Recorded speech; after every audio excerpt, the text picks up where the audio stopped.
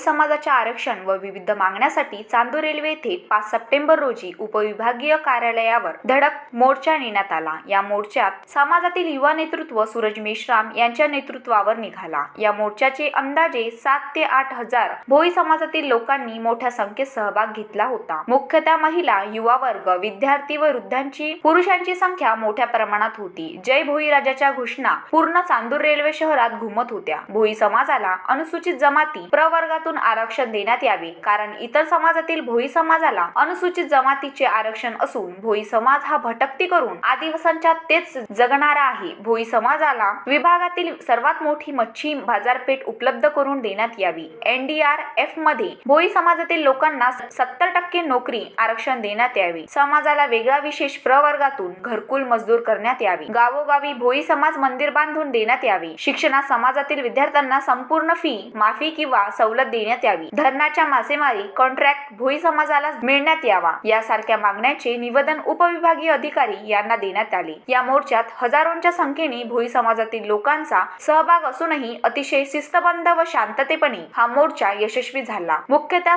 कोणत्याही राजकीय पक्षाचा सहभाग या मोर्चात नव्हता, तरीही आम्ही साधारण भोई जातीचे व्यक्ती म्हणून समाजात एकरूप होऊन यात सहभागी झालो, असे भोई समाजातील लोकांचे प्रामाणिक मत होते। आमचा भोई समाज हा अतिशय दयनीय परिस्थितीत असून समाज अधोगतीला चालना आहे। समाजाच्या उद्धारासाठी आम्हाला आरक्षण आणि आमच्या मागण्या त्वरित पूर्ण करण्यात याव्यात, नाहीतर पुढची वाटचाल वरील कार्यालयात करू। आणि भोई समाज आता जागा झाला आहे। समाजात आता क्रांती घडून येत आहे। भोई समाजाच्या मागण्या शासनाने कराव्या, असे प्रतिपादन भोई समाजाचे युवा नेतृत्व सूरज मेश्राम यांनी केले। सूरज भाऊ, तुम्हाला नमस्कार। आम्हाला तुम्हाला काही प्रश्न विचारायचे होते की तुम्ही जो आज हा मोर्चा काढला हा तुमच्या नेतृत्वाखाली इथं चांदूर रेल्वे इथे झालेला आहे, तर तुमचा या मोर्चाचा उद्देश काय आहे आणि समोरला युवा पिढीला तुम्ही काय सांगू इच्छिता? जय भोईराज, मी सूरज मेश्राम, धामनगाव रेल्वे राहतो। माझा उद्देश असा आहे की आपला भोई वर्गाला आरक्षण मिळालं पाहिजे। आमचं जे आरक्षण आहे आम्हाला ST मधून आरक्षण मिळालं पाहिजे। प्रत्येक लोकांना घरकुल, मच्छी मार्केट, घरकुल, आम्हाला एक व्यवसाय, जॉब, आम्हाला या मागण्या आमच्या सरकारला आम्हाला एक विदर्भातलं मोठं मच्छी मार्केट आमच्या भागाला द्या, जेणेकरून आमच्या लोकांना काही कुठं ना कुठे रोजगार मिळेल। NDRमध्ये आम्हाला 70% जे आहे ते भोई लोकांना घ्या, कारण भोई लोकांना प्रशिक्षणाची जरूरत राहत नाही। पण आमचं कसं आमचा हक्क आहे तो, आम्हाला आमचा हक्क पाहिजे। आम्हाला प्रत्येक गावामध्ये समाज मंदिर द्या, प्रत्येक गावात समाज मंदिर द्या। होते का? राखी मेश्राम ते आपल्याला युवा पिढीच्या नेतृत्वाबद्दल 2 गोष्टी सांगतील। नमस्कार, जय भोईराज। मी राखी मेश्राम सुरजुचे छत्रपती संभाजीनगरवरून या मोर्चामध्ये सामील होण्यासाठी आलेली आहे। तर सूरज भाऊंनी जो हा मोर्चा काढला तो अतिशय म्हणजे ही गोष्ट खूप अगोदर व्हायला पाहिजे होती।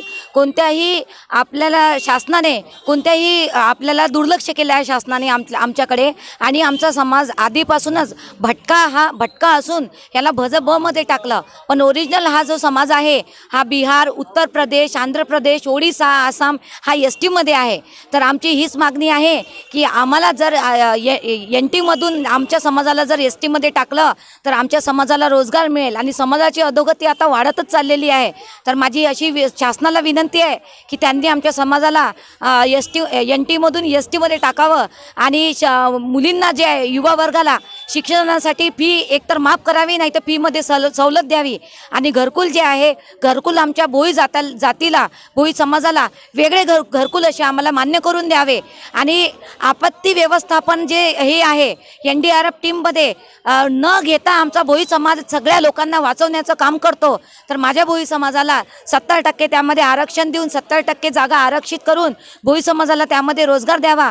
आणि आमच्या धामनगाव तालुक्यामध्ये एवढ्या याच्यामध्ये मच्छी मार्केट नाही आहे, तर मच्छी मार्केट आम्हाला देण्यात यावे।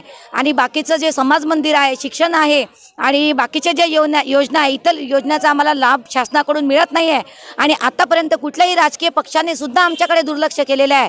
तरी आम्हाला सगळ्यांना विनंती आहे, शासनाला मेन करून विनंती आहे की त्यांनी आमच्या समाजाकडे लक्ष द्यावं आणि मागण्या आमच्या मान्य करण्यात याव्या। त्यासाठी आमचा हा धडक मोर्चा होता SDO ऑफिसला।